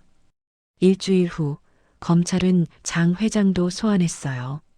그는 차분하게 검찰청에 출석했습니다. 아직 자신감을 잃지 않은 것처럼 보였죠. 하지만 조사실을 나올 때 그의 표정은 완전히 달라져 있었어요. 창백하고 지쳐 보였습니다. 범죄단체 조직 및 지원 혐의로 조사 중입니다. 검사의 말에 기자들이 술렁였어요. 범죄단체 조직, 그건 매우 무거운 혐의였습니다. 준호는 창밖을 바라보며 생각했습니다. 이제 곧 끝나. 폭풍이 지나가고 있었어요. 그리고 그 끝에는 정의가 기다리고 있었습니다. 한 달 후 검찰은 장도연에 대한 구속영장을 청구했습니다. 법원은 증거를 검토한 뒤 영장을 발부했어요. 새벽 6시 검찰 수사관들이 도연의 집 앞에 도착했습니다. 초인종을 눌렀어요. 검찰입니다. 문 열어주세요. 도연은 잠옷 차림으로 문을 열었습니다. 얼굴이 창백했어요. 장도연 씨 구속영장이 발부됐습니다. 동행하시죠. 수사관이 수갑을 꺼냈어요. 도연의 손이 떨렸습니다. 잠깐 옷이라도 갈아입게 해주세요. 빨리 하세요. 도연은 방으로 들어가 양복을 입었어요. 거울을 보니 완전히 다른 사람이 된 것 같았습니다. 몇 달 전만 해도 자신은 재벌 2세였는데 말이죠. 차에 타자 기자들이 몰려왔어요. 카메라 플래시가 터졌습니다. 피해자들에게 할 말씀 있으십니까? 아버지도 연루됐습니까? 도연은 고개를 숙였어요. 아무 말도 할 수 없었습니다. 법원에 도착하자 영장실질 심사가 시작됐어요. 판사 앞에 선 도연은 초라해 보였습니다. 피의자는 증거인멸과 도주의 우려가 있습니다. 구속이 타당합니다. 판사가 말했어요. 도연은 그 자리에서 구속됐습니다. 뉴스가 속보로 나갔어요. 장도연 구속, 불법 도박 사이트 운영 혐의. 준호는 뉴스를 보며 조용히 고개를 끄덕였습니다. 민서는 복잡한 표정으로 TV를 바라봤어요. 아빠, 이제 끝난 거죠? 아직 아니야. 아버지가 남았어. 준호의 목소리는 차갑게 식어 있었습니다. 2주일 후 장태성 회장도 소환됐어요. 그는 최고급 양복을 입고 나타났습니다. 여전히 자신감 있어 보였죠. 하지만 검찰 조사는 냉혹했어요. 회장님, 캄보디아 도박 콜센터가 당신 아들 소유인 거 알고 계셨죠? 몰랐습니다. 거짓말 마세요. 자금 흐름을 보면 당신 계좌를 거쳐갔어요. 장 회장의 얼굴이 굳었어요. 변호인과 상의하겠습니다. 상의하세요. 하지만 증거는 명확합니다. 조사가 끝나고 검찰은 장 회장에 대해서도 구속영장을 청구했어요. 법원은 심사 끝에 영장을 발부했습니다. 피의자는 범죄단체 조직 및 지원, 자금 세탁, 조세 포탈 등 중대 범죄에 연루됐습니다. 구속이 타당합니다. 장 회장은 믿을 수 없다는 표정을 지었어요. 평생 처음 겪는 일이었습니다. 이건 억울합니다. 저는 재판에서 소명하세요. 판사의 말이 끝나자 수사관이 수갑을 채웠어요. 장 회장은 그제야 현실을 받아들였습니다. 구치소로 향하는 차 안에서 장 회장은 창밖을 바라봤어요. 자신이 평생 쌓아온 모든 것이 무너지고 있었습니다. 그날 저녁 뉴스는 대서특필했어요. 장태성 회장 구속, 세안그룹 사실상 붕괴. 화면에는 수갑을 찬 장 회장의 모습이 나왔습니다. 고개를 숙인 채 걷는 모습이었죠. 준호는 민서와 함께 뉴스를 봤어요. 딸의 손을 잡아주었습니다. 이제 끝났다, 민서야. 민서는 눈물을 흘렸어요. 안도의 눈물이었습니다. 고마워요, 아빠. 아니야. 당연한 일을 했을 뿐이야. 두 사람은 한참 동안 껴안고 있었습니다. 석 달 후 재판이 시작됐어요. 법정은 사람들로 가득했습니다. 피해자들, 기자들, 방청객들이 자리를 메웠어요. 도연이 먼저 법정에 섰습니다. 죄수복을 입은 그는 완전히 기가 꺾여 있었어요. 피고인은 불법 도박 사이트를 운영하며 1,000명 이상의 피해자로부터 수천억 원을 편취했습니다. 검사가 기소 내용을 낭독했어요. 방청석에서 피해자들이 흐느꼈습니다. 피고인 할 말 있습니까? 판사가 물었어요. 도연은 고개를 들었습니다. 죄송합니다. 제가 잘못했습니다. 그의 목소리는 떨리고 있었어요. 하지만 피해자들의 분노를 가라앉히기엔 부족했습니다. 돈 돌려줘요. 우리 가족이 다 망했어요. 피해자들이 소리쳤어요. 판사가 망치를 두드렸습니다. 정숙하세요. 재판은 2달간 계속됐어요. 증인들이 차례로 나와 증언했습니다. 린도 화상으로 증언했어요. 저는 그곳에서 6개월 동안 감금당했습니다. 도망칠 수 없었어요. 장도연 씨가 직접 운영을 지시했습니다. 그녀의 증언은 결정적이었어요. 도연은 반박할 수 없었습니다. 판결일이 왔습니다. 법정은 긴장감으로 가득 찼어요. 피고인 장도연에게 징역 12년을 선고합니다. 판사의 말에 방청석이 술렁였어요. 피해자들은 박수를 쳤습니다. 도연은 그 자리에 주저앉았어요. 12년. 그의 인생은 끝났습니다.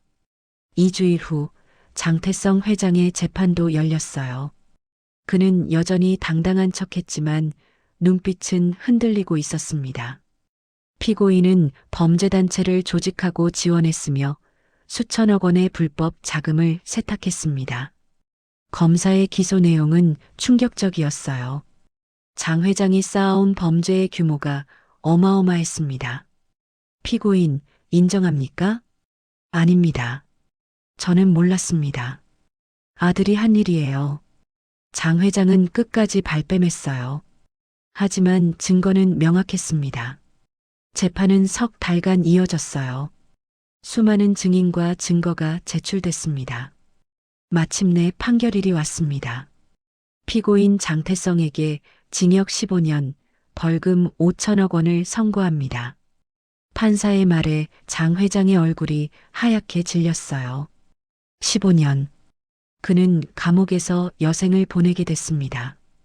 또한 피고인의 재산 중 범죄 수익으로 인정되는 부분은 모두 몰수하고 피해자들에게 배상하도록 명합니다.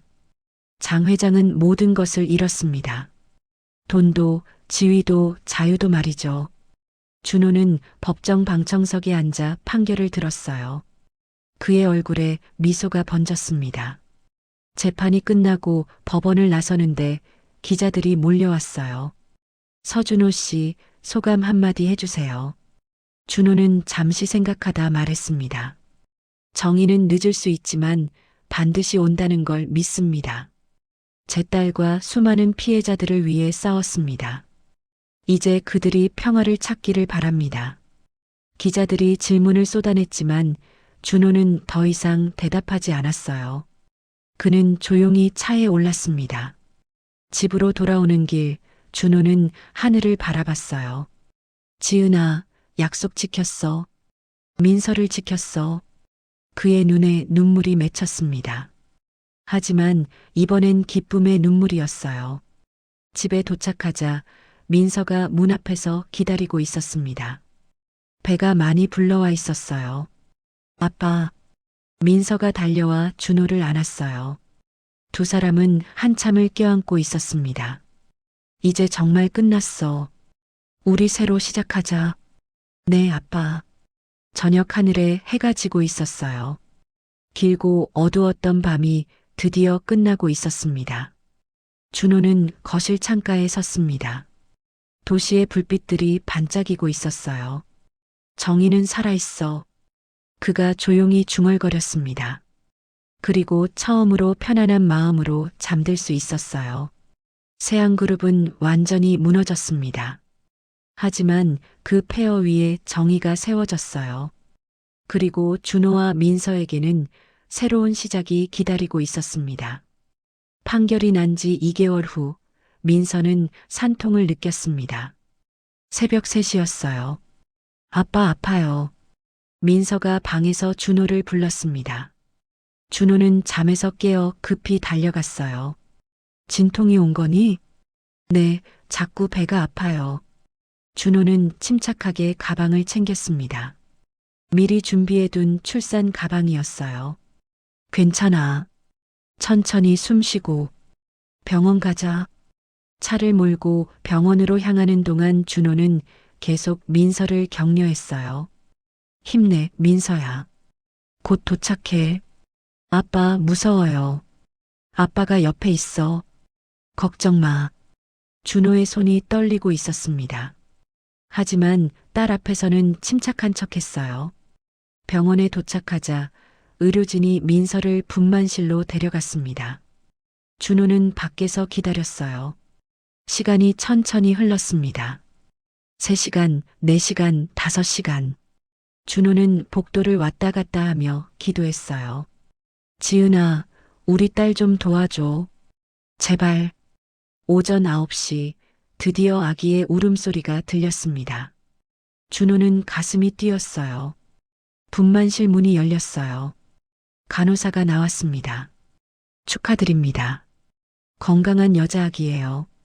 준호는 눈물이 났습니다. 안도의 눈물이었어요. 산모도 괜찮습니까? 네, 둘 다 건강합니다. 잠시 후 준호는 회복실로 들어갔어요. 민서가 침대에 누워 아기를 안고 있었습니다. 아빠, 민서가 웃으며 불렀어요. 준호는 다가가 아기를 내려다봤습니다. 작고 보드라운 아기였어요. 눈을 감고 있었습니다. 준호는 조심스럽게 손가락을 내밀었죠. 아기가 그 손가락을 잡았어요. 작고 예쁘네. 준호의 목소리가 떨렸습니다. 눈시울이 붉어졌어요. 아빠, 울지 마세요. 아니야. 기쁜 눈물이야. 준호는 아기의 작은 손을 한참 바라봤습니다. 28년 전 민서를 처음 안았을 때가 떠올랐어요. 이름은 뭐로 할 거니? 지아요. 서지아. 할머니 이름에서 한 글자 따왔어요. 준호는 고개를 끄덕였습니다. 지은의 이름을 이어받은 거였죠. 좋은 이름이다. 지아야, 할아버지야. 아기가 작게 움직였어요. 준호는 웃음을 터뜨렸습니다. 일주일 후 민서와 지아는 퇴원했습니다. 준호가 집까지 데려다 줬어요. 집은 이미 준비가 돼 있었습니다. 아기 침대, 기저귀, 옷들이 가득했죠. 준호가 미리 다 준비해 둔 것이었어요. 아빠, 이걸 언제 다 준비하셨어요? 조금씩 준비했지. 우리 손녀 위해서. 민서는 감동했어요. 아버지가 얼마나 신경 썼는지 알 수 있었습니다. 첫날 밤은 힘들었어요. 지아가 2시간마다 울었습니다. 민서는 수유를 하느라 잠을 제대로 못 잤죠. 새벽 4시 민서가 지쳐서 울고 있을 때 준호가 들어왔어요. 내가 안고 있을게. 넌 좀 자. 하지만 괜찮아. 아빠도 너 키울 때 이렇게 했어. 준호가 지아를 안았습니다. 아기는 할아버지 품에서 조용해졌어요. 신기하네. 할아버지 품이 편한가 봐. 준호는 지아를 안고 거실을 천천히 걸었습니다. 아기에게 조용히 노래를 불러줬어요. 지은이 민서에게 불러주던 자장가였죠. 자장 자장 우리 아가, 잘도 잔다 우리 아가. 지아는 할아버지의 목소리를 들으며 스르르 잠들었습니다. 민서는 문틈으로 그 모습을 봤어요. 아버지의 등이 조금 굽어 보였습니다. 세월이 흐른 거죠. 하지만 여전히 든든했어요. 한 달이 지났습니다. 민서는 점점 회복되고 있었어요. 몸도 마음도 말이죠. 어느 날 오후 민서는 지아를 안고 창가에 앉아 있었습니다. 햇살이 따뜻하게 비치고 있었어요. 지아야, 우리 앞으로 행복하게 살자.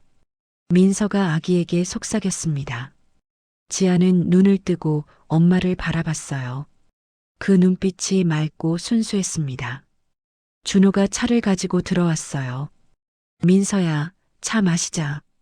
고마워요, 아빠. 두 사람은 거실에 앉아 차를 마셨습니다. 지아는 아기 침대에서 자고 있었어요. 민서야, 요즘 어때? 많이 좋아졌어요. 상담도 받고 있고요.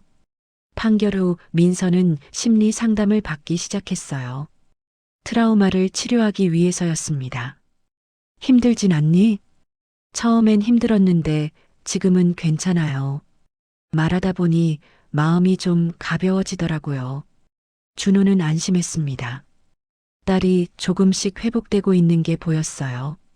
앞으로 뭐 하고 싶니? 일을 다시 시작하고 싶어요. 번역 일 있잖아요.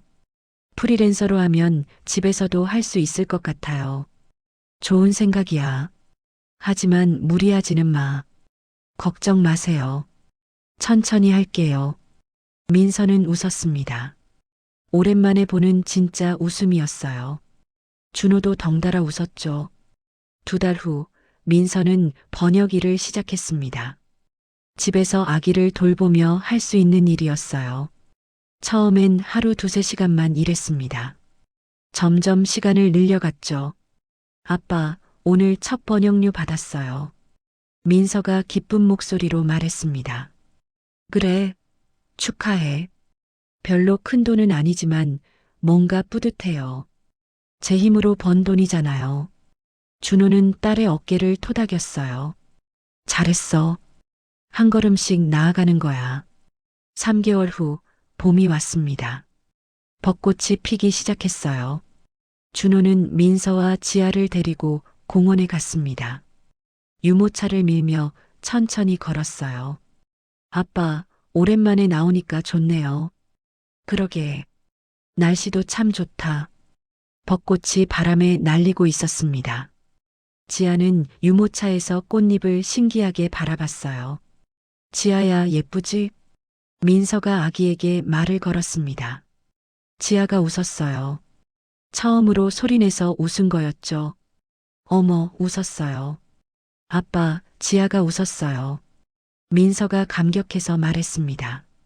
준호도 기뻐하며 지아를 내려다봤어요. 우리 지아 정말 예쁘네. 세 사람은 벤치에 앉아 한참을 쉬었습니다. 햇살이 따뜻했어요. 새들이 지저귀고 있었죠. 아빠, 고마워요. 민서가 갑자기 말했습니다. 왜? 모든 걸 다요. 날 지켜줘서, 믿어줘서, 함께 있어줘서. 준호는 딸의 손을 잡았어요. 아빠 역할을 한 것뿐이야. 당연한 거지. 아니에요. 아빠는 정말 최고예요. 민서의 눈에 눈물이 맺혔습니다. 하지만 슬픈 눈물이 아니었어요. 감사의 눈물이었죠. 이제 우리 행복하게 살자. 지아랑 셋이서. 네, 아빠. 저녁이 되어 집으로 돌아왔습니다. 준호는 저녁을 준비했어요. 민서가 좋아하는 된장찌개였죠. 아빠 음식이 최고예요. 많이 먹어. 몸 회복해야지. 식사를 마치고 민서는 지아를 재웠습니다. 자장가를 불러주며 토닥토닥 두드렸어요. 준호는 거실에서 차를 마시며 창밖을 바라봤습니다. 별들이 반짝이고 있었어요. 긴 싸움이 끝났습니다. 딸은 회복되고 있었고 손녀는 건강하게 자라고 있었어요. 악인들은 벌을 받았죠. 준호는 천장을 올려다봤습니다. 지은아, 봤지? 우리 민서 다시 웃어. 손녀도 정말 예쁘지? 내가 보고 싶었을 텐데. 그의 목소리가 떨렸습니다. 하지만 행복한 떨림이었어요. 고마워, 지은아. 지금까지 지켜봐줘서. 창밖으로 봄바람이 불어왔습니다. 따뜻하고 부드러운 바람이었죠. 마치 지은이 대답하는 것 같았어요. 준호는 미소를 지으며 눈을 감았습니다. 오랜만에 편안한 마음이었어요. 새로운 시작이었습니다. 아픔은 지나갔고 희망이 찾아왔죠. 준호와 민서, 그리고 작은 지아의 새로운 이야기가 펼쳐지고 있었습니다. 2년이 흘렀습니다. 계절이 8번 바뀌었어요. 준호는 서재에 앉아 창밖을 바라보고 있었습니다. 마당에서 지아가 뛰어놀고 있었어요. 이제 2돌이 지난 지아는 제법 말도 하고 걸어 다녔습니다. 할아버지, 봐요. 지아가 꽃을 들고 달려왔어요. 민들레 홀씨였습니다. 우와, 예쁘네. 우리 지아가 찾았구나? 네. 이거 엄마 줄 거예요. 지아는 꽃을 들고 집 안으로 뛰어갔습니다. 준호는 미소를 지었어요. 민서는 거실에서 노트북으로 일하고 있었습니다. 번역일이 점점 늘어나고 있었어요. 이제는 출판사와 정식 계약도 맺었죠. 엄마, 이거요. 지아가 꽃을 내밀었습니다. 민서는 일손을 멈추고 딸을 안아 올렸어요. 고마워, 지아야. 정말 예쁘네. 엄마 좋아요? 응, 엄마 정말 좋아. 우리 지아 최고야. 민서는 딸에게 뽀뽀를 해줬습니다. 지아가 깔깔 웃었어요. 오후가 되자 준호에게 전화가 왔습니다. 검사 민재였어요. 형님, 좋은 소식 있어요. 무슨 소식인데? 세양그룹 재산 정리가 끝났어요. 피해자들한테 배상금이 다 지급됐습니다. 준호는 안도의 한숨을 쉬었어요. 그래, 다행이네. 네. 그리고 회사는 청산 절차를 밟고 있어요. 남은 자산은 사회에 환원될 예정입니다. 잘 됐어. 수고 많았어, 민재야. 형님 덕분이죠. 형님이 시작하지 않았으면 이렇게 안 됐을 거예요. 전화를 끊고 준호는 깊은 숨을 들이쉬었습니다. 모든 게 끝났어요. 완전히 말이죠. 저녁 무렵 또 다른 전화가 왔습니다. 국제 전화였어요. 여보세요? 준호 씨, 저 린이에요. 준호는 반가웠습니다. 린과는 그 후로도 가끔 연락하고 있었어요. 린 씨, 오랜만이에요. 잘 지내셨어요? 네, 잘 지내고 있어요. 좋은 소식이 있어서 전화했어요. 무슨 소식인데요? 피해자 보호 프로그램이 끝났어요. 이제 정상적으로 생활할 수 있게 됐어요. 린의 목소리가 밝았습니다. 준호는 기뻤어요. 정말 다행이네요. 어디 계세요? 한국이요. 서울에 정착했어요. 새로 일자리도 구했고요. 대단하시네요. 축하드려요. 준호 씨 덕분이에요. 제가 용기 내서 제보할 수 있었던 건 준호 씨가 믿어주셨기 때문이에요. 아니에요. 린 씨의 용기 덕분이죠. 둘은 잠시 이야기를 나눴어요. 리는 작은 회사에서 회계 일을 시작했다고 했습니다. 새로운 삶을 살고 있었어요. 언젠가 꼭 찾아뵙고 싶어요. 감사 인사드리러요. 그러세요. 언제든 환영이에요. 전화를 끊고 준호는 만족스러웠습니다. 린도 새 삶을 찾았어요. 모든 게 제자리를 찾아가고 있었습니다. 며칠 후 준호는 도자기 공방에 갔습니다. 취미로 시작한 도예였어요. 은퇴 후 새로운 일이 필요했거든요. 그는 깨진 찻잔을 꺼냈습니다. 민서가 어렸을 때 쓰던 것이었어요. 지은이 사준 찻잔이었죠. 선생님, 이거 고칠 수 있을까요? 공방 선생이 찻잔을 살펴봤어요. 금계 기법으로 해볼까요? 금으로 이어 붙이는 거예요. 좋네요. 부탁드려요. 일주일 후 찻잔이 완성됐습니다. 금으로 이어진 부분이 빛나고 있었어요. 오히려 더 아름다워 보였습니다. 준호는 찻잔을 들고 집으로 돌아왔어요. 민서에게 보여줬습니다. 민서야, 이거 봐. 어머, 이거 엄마 찻잔이잖아요. 깨진 거 고치셨어요? 응. 금계 기법이라고 해. 깨진 부분을 금으로 이어 붙이는 거야. 민서는 찻잔을 조심스럽게 받아들었어요. 금빛이 은은하게 빛났습니다. 더 예뻐진 것 같아요. 그렇지? 깨졌다고 버리는 게 아니라 다시 이어 붙여서 새로운 아름다움을 만드는 거야. 준호가 의미심장하게 말했습니다. 민서는 그 뜻을 알아챘어요. 우리도 그런 거죠? 깨졌지만 다시 이어진 거. 맞아. 그리고 더 강해진 거지. 두 사람은 서로를 바라보며 미소 지었습니다. 그날 저녁 가족이 함께 저녁을 먹었어요. 준호가 손수 만든 된장찌개였습니다. 할아버지, 맛있어요. 지아가 숟가락을 들고 말했습니다. 준호는 손녀의 머리를 쓰다듬었어요. 많이 먹어, 우리 지아. 엄마도 맛있어요? 지아가 민서를 보며 물었습니다. 민서는 고개를 끄덕였어요. 응, 할아버지 음식이 최고야.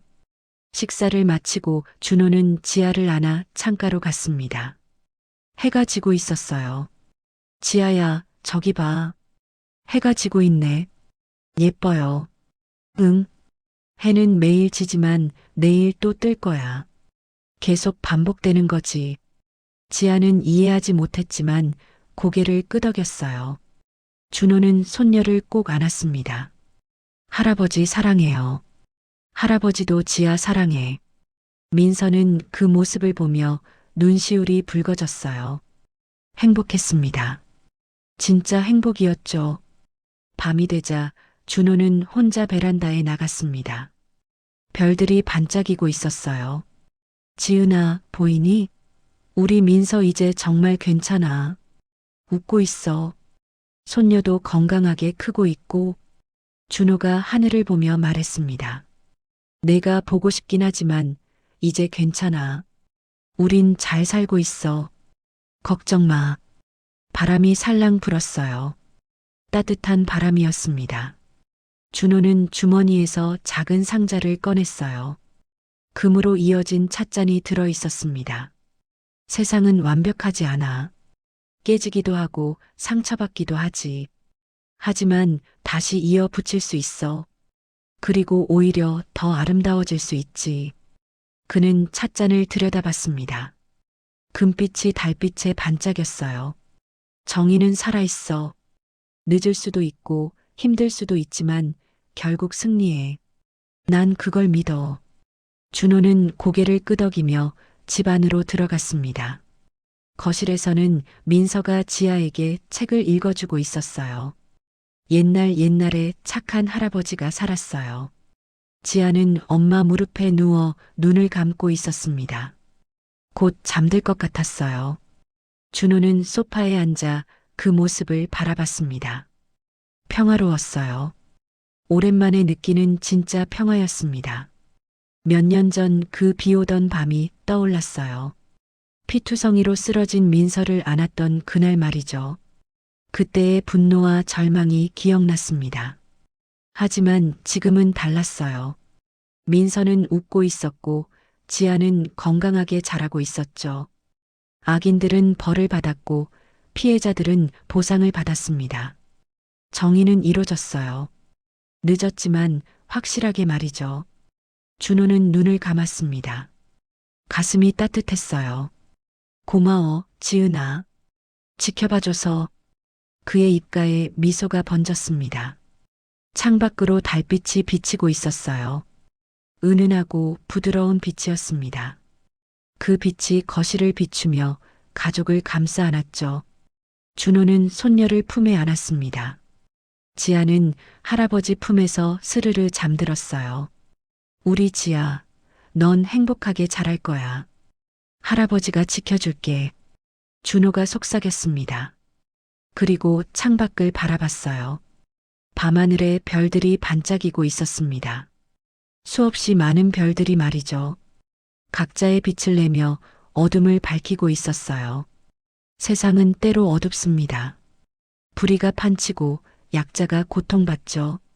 하지만 포기하지 않으면 빛은 옵니다. 정의는 결국 승리하고 사랑은 모든 걸 이겨내죠. 준호는 그걸 믿었습니다. 그리고 증명했어요. 햇살이 따뜻하게 비치는 새 아침이 올 것입니다. 준호와 민서, 그리고 작은 지아에게 말이죠. 그들의 앞날엔 평화와 행복이 기다리고 있었습니다. 이야기는 여기서 끝납니다. 하지만 그들의 삶은 계속됩니다. 더 밝고 더 따뜻하게 말이죠. 사연 재밌게 들으셨나요? 좋아요와 구독 버튼을 누르시면 최신 사연을 가장 먼저 만나보실 수 있습니다. 그럼 오늘도 평온한 하루 보내세요.